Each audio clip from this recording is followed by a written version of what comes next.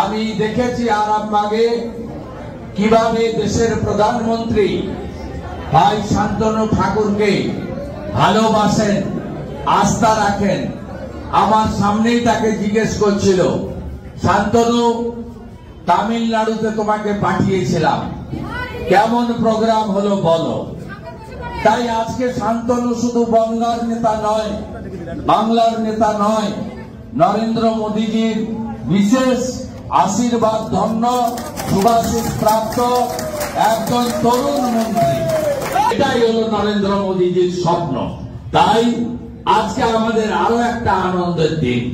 বাগদা কেন্দ্রে মোদীজির ভক্তদেরকে ভুল বুঝিয়ে বিজেপির পদ্মফুল, মোদী হাওয়া এবং তৃণমূল বিরোধী সবার ভোট নিয়ে একজন জিতেছিলেন।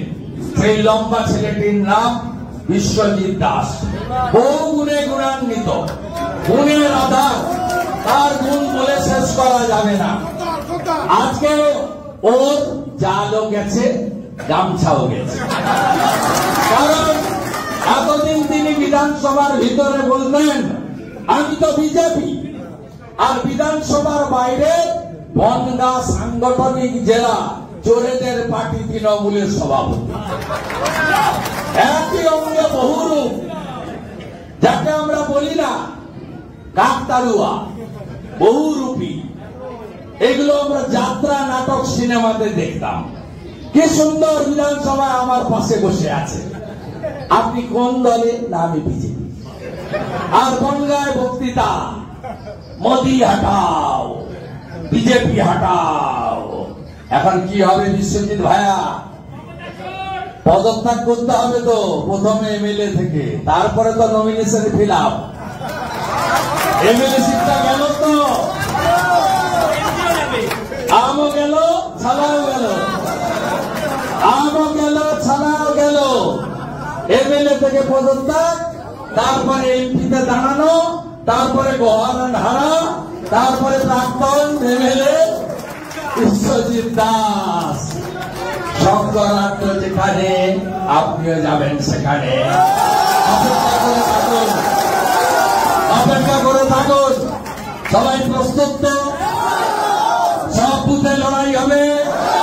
৯৯ বিশ্বজিতের জামানত জব্দ করতে হবে, মোদীজিকে প্রধানমন্ত্রী করতে হবে, ৪০০ সিট দিতে হবে। বনগা দিলে হবে না, পাশে বারাসাত, বসিরহাট, ওদিকে রানাঘাট, যে যেখানে যার আত্মীয় আছে সবকে ফোন, দরকার হলে সময় আছে, বাড়িতে যাবেন আত্মীয়দের। সমস্ত ভোট পদ্ম ফুলে ফেলতে হবে। মোদী হ্যাঁ তো মুমকিন হ্যাঁ। মোদীজিকে ৪০০ ফের করতে হবে। আর ২,২২,০০০-এর বেশি ভোটে শান্তনু ঠাকুরকে ২২,০০০-এর বেশি, আনলিমিটেড। ৩ করবেন কি ৪ করবেন আমি জানি না, সেটা আপনারা করবেন। আমার চাই ২,২২,০০০ মার্কে।